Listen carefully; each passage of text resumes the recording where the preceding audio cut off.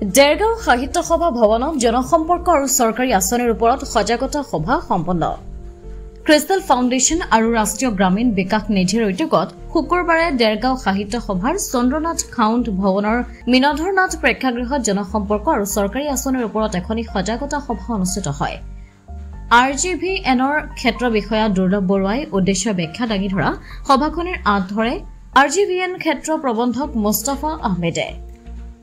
Crystal foundation আৰু ৰাষ্ট্ৰীয় গ্ৰামীণ বিকাশ নিধিৰ সহযোগত মই প্ৰগতি নামৰ আঁচনিখনৰ যোগেদি কিদৰে জনসাধাৰণৰ লাভালাভ হ'ব তাৰ বিষয়ে বিস্তৃতভাৱে পৰ্যালোচনা কৰা হয়। এই আঁচনিৰ যোগেদি গোলাঘাট জিলাৰ কাকডুঙা ব্লক, উত্তৰ ব্লক আৰু কেন্দ্ৰীয় ব্লকত ৰূপায়ণ কৰাৰ উপৰিও অসমৰ 14খন জিলাত 2000ৰো অধিক গাঁৱত আগবাঢ়ি অহা মহিলাক ক্ৰিষ্টেল সখী নামেৰে নামাকৰণ কৰি সেইসকল মহিলাক প্ৰশিক্ষণ প্ৰদান কৰি গাঁওসমূহত ভলেণ্টাৰী হিচাপে নিয়োগ কৰা হয়।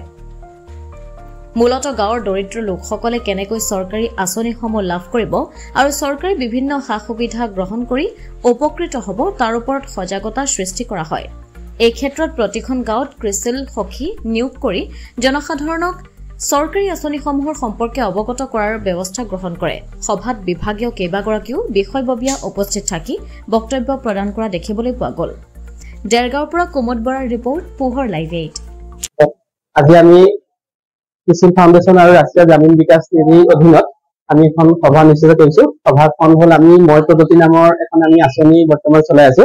সেই আঁচনিখনৰ উদ্দেশ্য হ'ল আমাৰ গাঁৱৰ যিসকল দুখীয়া নিচলা মানুহ আছে সেই গাঁৱৰ দুখীয়া লোকসকল যাতে চৰকাৰী আঁচনিসমূহ আৰু লগতে বিভিন্ন চৰকাৰী সা সুবিধাসমূহ যাতে তেওঁলোকৰ স্তৰত গৈ পায় আৰু সেই বিভিন্ন আঁচনিসমূহৰ বিষয়ে আমি তেওঁলোকৰ মাজত সজাগতা আমি স্থাপন কৰোঁ, যাতে তেওঁলোকে মানে কি হয় তেওঁলোকে যাতে সেই সুবিধাসমূহ ল'ব পাৰে চৰকাৰৰ পৰা।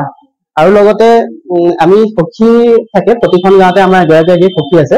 আমি সখীসকলক বিভিন্ন ট্ৰেইনিং দিওঁ, ট্ৰেইনিং দি পেলাই তেওঁলোকৰ যাতে আমাৰ বিভিন্ন আঁচনিৰ বিষয়ে সজাগতামূলক সভা পাতি তেওঁলোকে জনসাধাৰণৰ মাজলৈ চৰকাৰ বিভিন্ন আঁচনিসমূহ বুজাই দিব পাৰে, যাতে সেই আঁচনিসমূহ কেনেকে লাভ কৰিব লাগে আৰু যাতে দুখীয়া মানুহজনে আঁচনিৰ বিষয়ে জানে, এইটোৱে আমাৰ উদ্দেশ্য।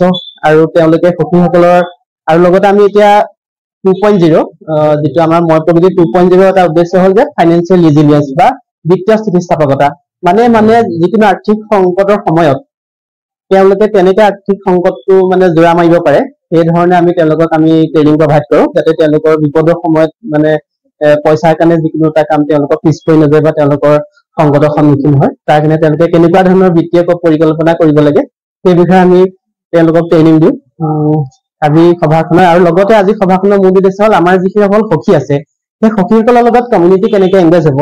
প্ৰথম আমি সখীসকলক ট্ৰেইনিং দিম আৰু সখীসকলে গৈ পেলাই সেইখিনি কমিউনিটিৰ লগত ৰাইজৰ মাজলৈ তেওঁলোকে আমাৰ সেৱাসমূহ তেওঁলোকে লৈ যাব। আজি আমাৰ সভাখনত উপস্থিত আছে আমাৰ ক্ৰিষ্টেল ফাউণ্ডেশ্যনৰ বিষয়ববী আছে অন্তৰিক ছাৰ, আৰু লগতে আছে ক্ৰিষ্টেল ফাউণ্ডেশ্যনৰ আমাৰ program director Anshuman Choudhury sir, আৰু লগতে আমাৰ যোৰহাটৰ এৰিয়া মেনেজাৰ ছাৰ আছে মুস্তাফা আহমেদ ছাৰ, আৰু লগতে আমাৰ বিভিন্ন চৰকাৰী বিভাগৰ পৰা কেইবাজনো আমি ইয়াতে ষ্টেক হোল্ডাৰ আমি মাতিছো।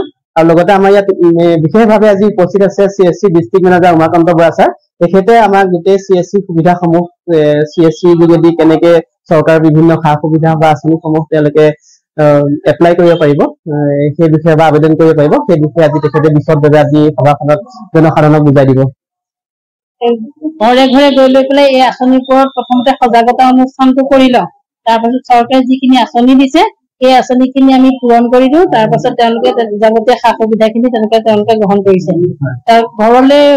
ঘৰত থাকিয়ে সুবিধা লাভ কৰিব পাৰিছে, তেওঁলোক বাহিৰলৈ ওলাই নাহিলেও হ'ব। আমি ঘৰে ঘৰে গৈ তেওঁলোকক সজাগতা কৰিছো আৰু আমি তেওঁলোকৰ কামখিনি কৰি গৈছো। হয় হয়। বিজ্ঞান প্ৰবাহৰ বাবে এটা অনন্য আৰু আধুনিক প্ৰশিক্ষণ কেন্দ্ৰ যোৰহাটৰ বিদ্যা নিকেতন আৰু বিদ্যা ছোৱালী পেইং গেষ্ট। আমাৰ ইয়াত উচ্চতৰ মাধ্যমিক স্তৰৰ বাবে পদাৰ্থ বিজ্ঞান, ৰসায়ন বিজ্ঞান, জীৱ বিজ্ঞান, গণিত, ইংৰাজী, ৰসায়ন বিজ্ঞানৰ গণিত বিষয়ত প্ৰশিক্ষণ দিয়া হয়। আমাৰ ইয়াত অভিজ্ঞ শিক্ষকৰ দ্বাৰা প্ৰশিক্ষণ দিয়া হয়। ইয়াত পদাৰ্থ বিজ্ঞান, ৰসায়ন বিজ্ঞান, গণিত বিষয়ত অৰ্থনীতি শিক্ষা দান কৰা হয়। 15 বছৰৰ শিক্ষকতাৰ অভিজ্ঞতাৰে ধ্ৰুৱজ্যোতি শইকীয়া, 20 বছৰীয়া শিক্ষকতাৰ অভিজ্ঞতা সম্পন্ন ডক্টৰ সিদ্ধাৰ্থ কুমাৰ ভৰদ্বাজ, 25 বছৰৰ শিক্ষকতাৰ অভিজ্ঞতাৰে পাপৰি ৰাজকুমাৰে লগতে বিদ্যালয় পৰ্যায়ৰ ইংৰাজী বিজ্ঞান গণিত বিষয়ৰ বাবে অভিজ্ঞ শিক্ষকৰ দ্বাৰা প্ৰশিক্ষণ দিয়াৰ লগতে মেডিকেল আৰু ইঞ্জিনিয়াৰিঙৰ প্ৰৱেশিকা পৰীক্ষাৰ বাবে দিয়া হয় শিক্ষা লগতে ছাত্ৰ ছাত্ৰীসকলৰ সুবিধা হোৱাকৈ শীততাপ নিয়ন্ত্ৰণ কোঠালীৰ ব্যৱস্থাও উপলব্ধ দূৰ দূৰণিৰ ছাত্ৰীসকলৰ থকাৰ বাবে বিদ্যা ছোৱালী পেইং গেষ্টৰ ব্যৱস্থাও কৰা হৈছে ইয়াত 24 ঘণ্টাই ইনভাৰ্টাৰ বেকআপ পৰিষ্কাৰ পানী সতেজ আৰু পৰিচ্ছন্ন ঘৰত বনোৱা খাদ্য উপলব্ধ হোৱাৰ লগতে ছাত্ৰীসকলৰ সুৰক্ষাৰ প্ৰতিও লক্ষ্য ৰাখি চিচিটিভি কেমেৰা কভাৰেজৰ ব্যৱস্থা কৰা হৈছে ঠিকনা কে বৰুৱা পথ গেছনপুৰ যোৰহাট যোগাযোগৰ নম্বৰ 9435435044